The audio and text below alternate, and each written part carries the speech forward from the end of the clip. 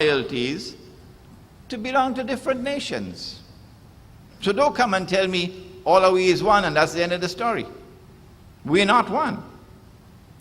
We are different nations, and the state, in order to accommodate all those nations within a unitary embrace, must be a multinational state. Number two, that political framework which would unite all the nations within a unitary state must conform to the moral value of justice. Maulana Siddiq Nasir has already established it, that this is the trunk, and politics simply emerges from the trunk of morality. So justice must be supreme over the political system and over the political framework. And hence, there must be the political equality of all the nations. You cannot have justice when one nation rules over the other nations. You cannot have justice when there is political subordination to a political superordinate, as has plagued Trinidad and Tobago politics for the last dismal 50 years. All the nations within the state must relate to each other on the basis of constitutionally guaranteed political equality. And this is precisely the model of a state that the Blessed Prophet established in Medina. Number three, there must be a constitutional agreement worked out through negotiations which would protect the basic rights and basic interests of all the constituent nations within that unitary state.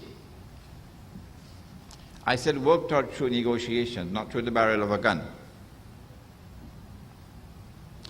The Blessed Prophet negotiated, skillfully negotiated with all the different tribes to hammer out that constitutional agreement. And he very wisely did not attempt to reach agreement through some Marlboro. No. Not through some constitutional conference which brought all the different tribes and nations together under one roof. Not that path. No. What he did was, his method was to engage the major actors in bilateral negotiations. And then, having achieved agreement in bilateral negotiations with the major actors, he then used the fruit of such negotiations and such agreements as the foundation with which to extend the negotiations to engage other actors. Very wisely. Finally, the last characteristic of that plural model of a state is that it had a security clause in it. A strategically important security clause of that constitutional agreement was a clause which prohibited any party to the agreement from supporting the enemy of another party to the agreement.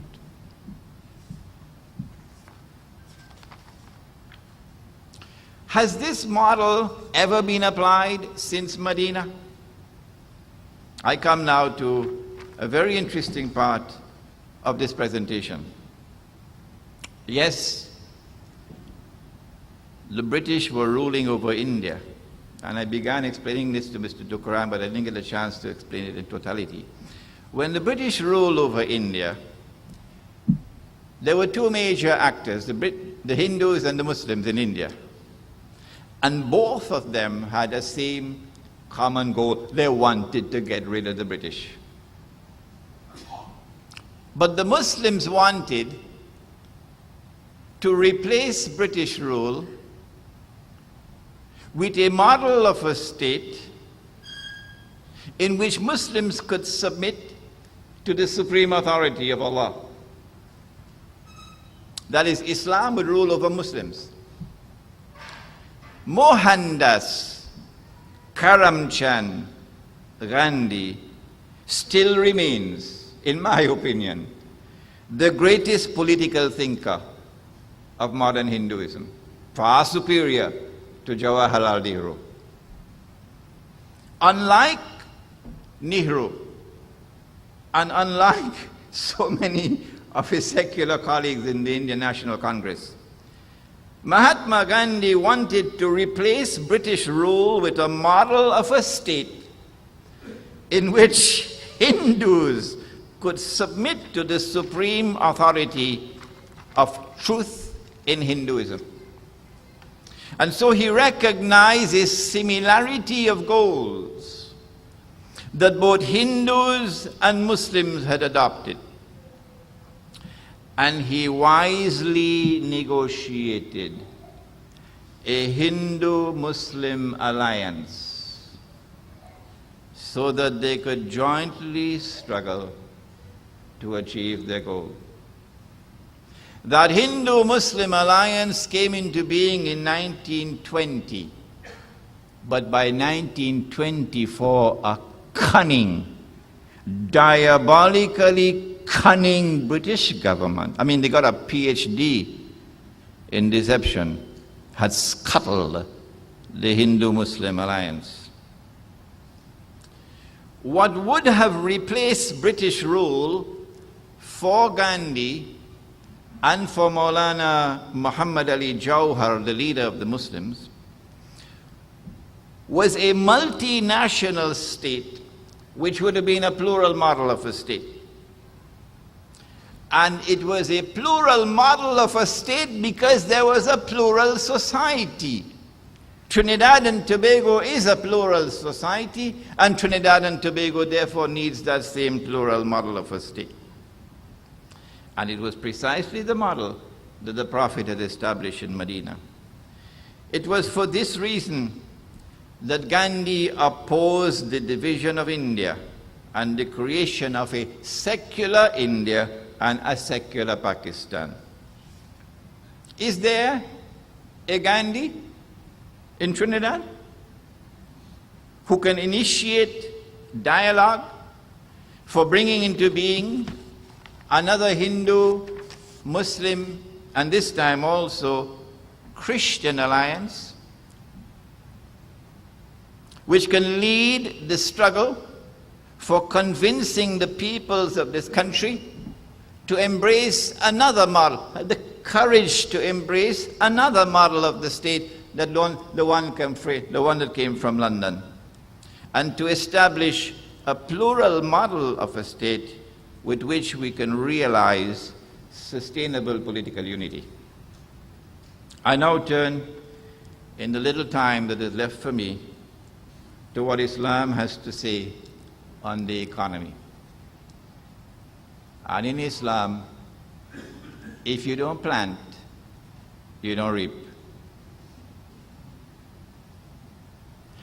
The market does not distinguish between a Hindu or a Muslim or a Christian. No. In Islam, you don't go and buy from that fella because he's your Muslim brother. Because then the Hindu will go and buy from him because he's a Hindu brother. And the Christian will go and buy from him because he's a Christian brother. No. When you go to the market, there is no religion in the market. When you go to the market, you buy your goods based on the quality of the goods and the price of the goods. And so, if you plant, you reap. If you don't plant, you don't reap. Everybody must work. But we recognize that there are some who need to be helped. Men don't make babies.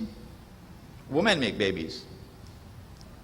And during the 9 months of pregnancy and after the baby is born, a woman is handicapped. And so Allah has ordained that men must maintain women. If a man cannot maintain his wife, and she does not have the means herself to maintain herself, she is eligible to seek a divorce. And so men maintain women in Islam. And then there are widows, there are orphans, there are those who are disabled, those who are handicapped and so on. And for them there is a social security net. But we don't have affirmative action in Islam. We don't have the state intervening in the economy to give preferential treatment to some over others. Not in Islam. Dr. Muhammad Mahathir did not understand that in Malaysia. And so he uses the resources of the state to build a model of a state in Malaysia, where the resources of the state are used to help out the Malay people because they are disadvantaged compared to the Chinese. No, not in Islam. The Prophet, Allah's blessings be upon him, ordered that we must not intervene in the market. Now, market must be guided by market forces. A man came to the Prophet and said, "O Messenger of Allah, price is too high, bring them down." He said, "No." When the Prophet say no, you have to be a brave man to come back again. But he came back a second time. He said, "O Messenger of Allah, price is too high. Control, price control." He said no. Well, you have to be a madman when he don't tell you twice to come back a third time. But he came back a third time, which meant that prices were really high.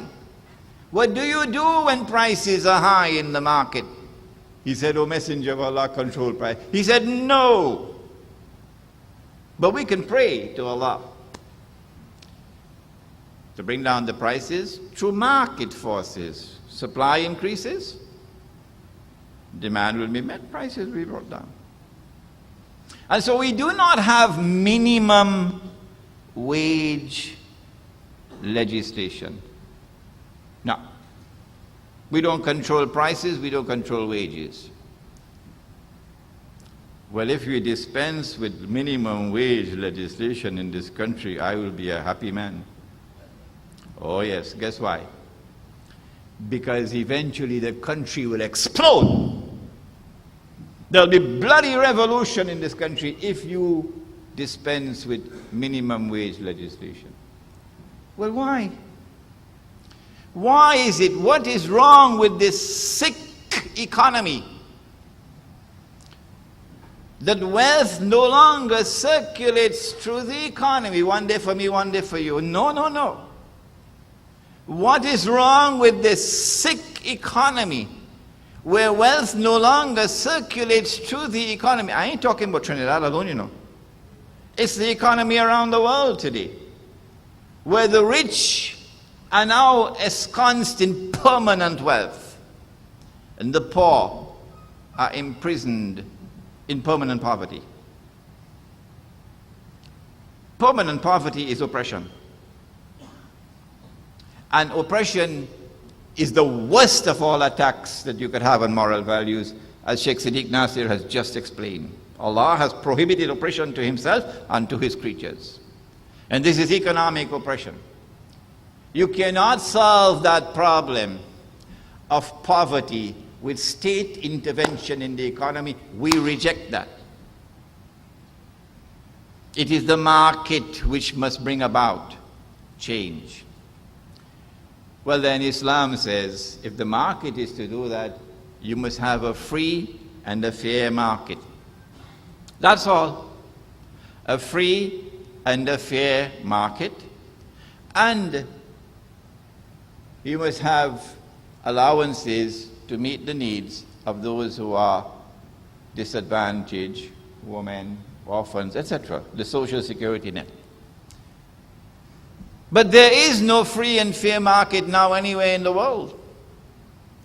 Some of the frontier thinking on the subject from the State University of New York in Binghamton concluded that the last